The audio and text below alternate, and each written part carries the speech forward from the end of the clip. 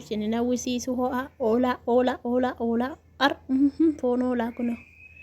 diimina isaa isin nawwisiisu xibsiisaa ho'aa isaa hojjechuun maqaa isaatti akkatti bareedu daalame akkatti sabboontu haadha miliyoon gobasiina shikoo anchi dammo kun asoolee jechuudha guyyaa har'aa maal goota hangaa kana nyaatu kaayii booneen immoo nyaatu kottu nyaadhu boonaa kottu nyaadhu akkin jedhe kunoo kan shoorbaan hojjechuutti jira laama shoorbaa akkasitti murmuradhee tan keewwadha jechuudha dhugaa ariitii keessa ho'a keessa taa'ee murmuraasaayyuu balaanatti bu'utti jirti har'aa viidiyoo akkuma tasaa waraabe jechuudha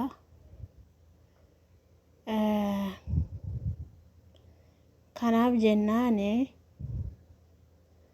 kuna diimina isaaf kan ta'u baay'ee bareeda xibsiidhaaf keewwadhee jira garuu raafuudhee dhossadha jechuudha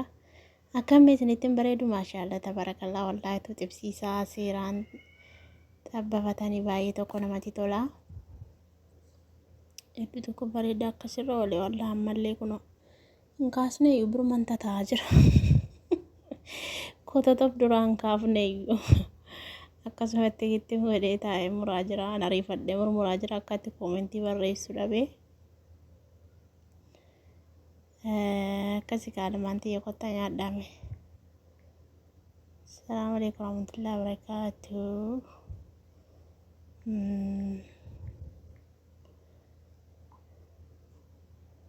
meemee kottaa nyaadha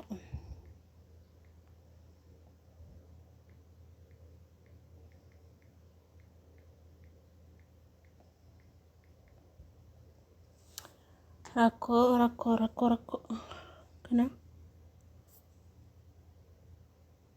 ariifadhee kukkututti jira bara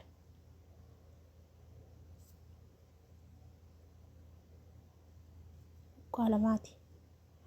duulatii isaas ni hojjedhaa kottaame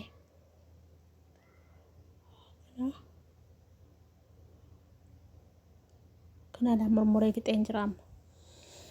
subscribe like godhaa ijoollee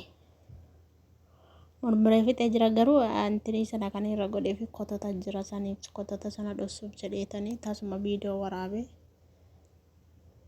kun akkeetti murmuraa wali dhugaa bareedu xibsiisaa kophaatti xabbafatanii duulatii isaa faa keessaa fuudhanii murmuratanii hojjetatanii hedduu tokko bareeda gamaal amma dhoffadheen jira garuu xiqqoo tokko foon saaraa dhoffadheetiin jira xiqqoo tokko yoon karaa argadhee xibsiisaan xabbafadha yoon karaa dhabe immoo waan godhuun qabu kunoo kiisiitti naqaa jira murmuradhee fixee kiisiitti guuraa isaniyyuu immoo kaameeraa waraabaa jiran see yeroon galagalee ilaalu kaameeraan dhaabbatee jira kisaara gabbaakko yeroon kiisiitti naquu silaa kaameeraa waraabaa jiran see innoon dhaabbate gaafan galagalee ilaalu dhaabbatee jira ayyaa sabboontu kasaarte miti hedheetan immoo itti deebi'ee ookee bane akkasi kaalmaan xiyya qaqqaali kunoo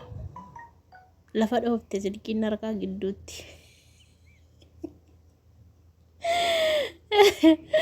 oy harkaa lafa deemnu gaarabbii isaaraa dabar